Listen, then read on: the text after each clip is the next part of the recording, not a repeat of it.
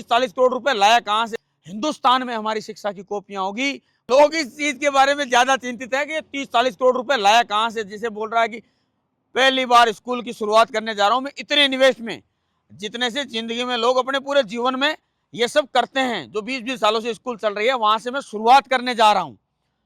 ये थोड़ा सा गलत चला गया। उस वीडियो का उद्देश्य ये नहीं था। उस वीडियो का उद्देश्य ये था कि मैं 30-40 करोड़ रुपए लगा के स्कूल शुरू करने जा रहा हूं ताकि अच्छी शिक्षा दे सकूं।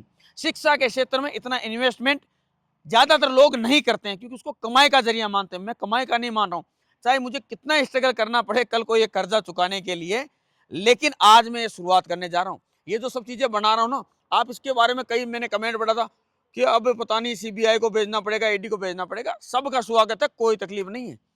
एक एक पैसे का टैक्स दे के सारा काम किया है।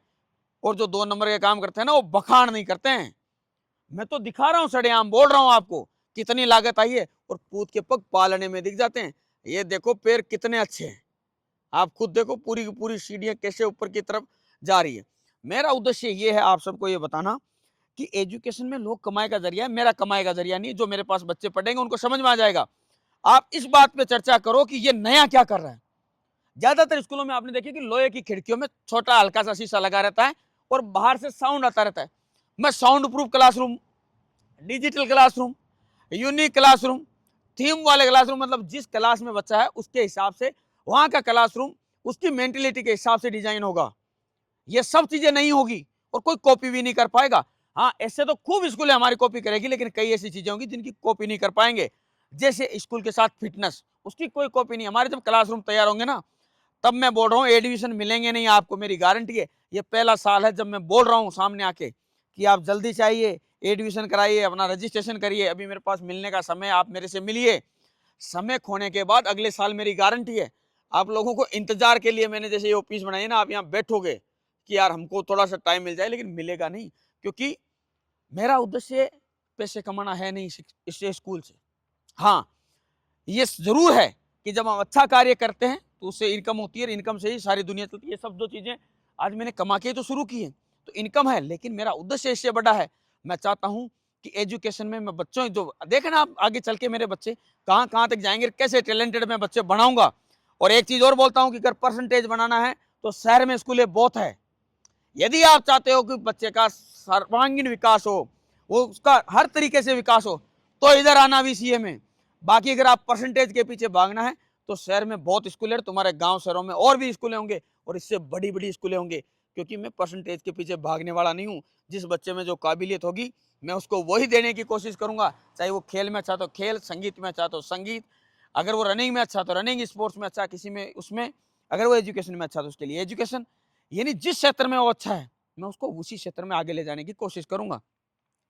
और क्लासरूम, आप मैं चाह रहा हूं कि आप पैसे से हटकर बाकी चीजों पर आपके विषय होना चाहिए कि यार ये क्या नया चीज कर रहा है। आप मेरे संघर्ष को तो सराहना दी, मुझे अच्छा लगा कि हाँ, अभी 29 साल की उम्र में जो चीजें मैं करने जा रहा हूं ना, शायद ही कुछ लोग कर पाते हैं।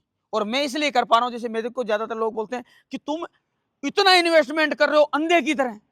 अरे मैं अपनी सच्चाई पर हूं, मुझे पता है जो लोग मुझे सोशल मीडिया के माध्यम से जानते हैं वो वैल्यू करते हैं, उनको पता है इस इंसान ने कभी झूठ नहीं बोला। अगर मेरे पास में अकेडमी का जैसा हॉस्टल था मैंने वैसा दिखाया, एक रूम में 10 बच्चे थे तो 10 थे।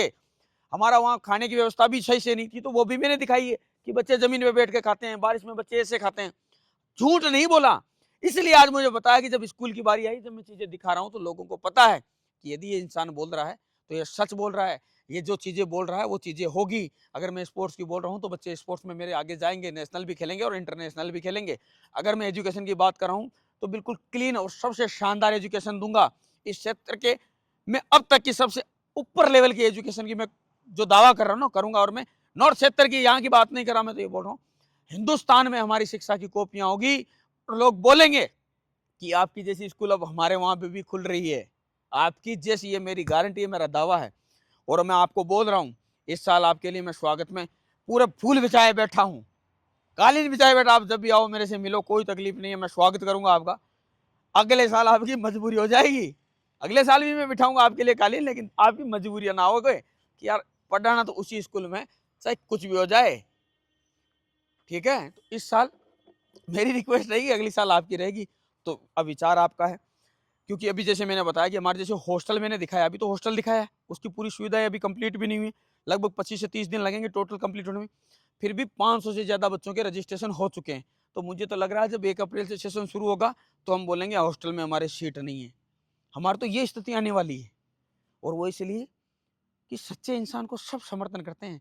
मैं स्कूल में अंधे की तरह पैसा नहीं कमा रहा हूँ। मुझे खुद का पता है कि ना मुझे झूठ बोलना है, ना मुझे किसी के साथ डकैती, ना किसी के साथ फरेब, कुछ करना नहीं है। तो लोग सच का साथ देते ही हैं भाई, और मैं उनके लिए करूँगा तो मेरे साथ ही खड़े रहेंगे, इसमें कोई संदेह नहीं है। जय हिंद, जय भारत।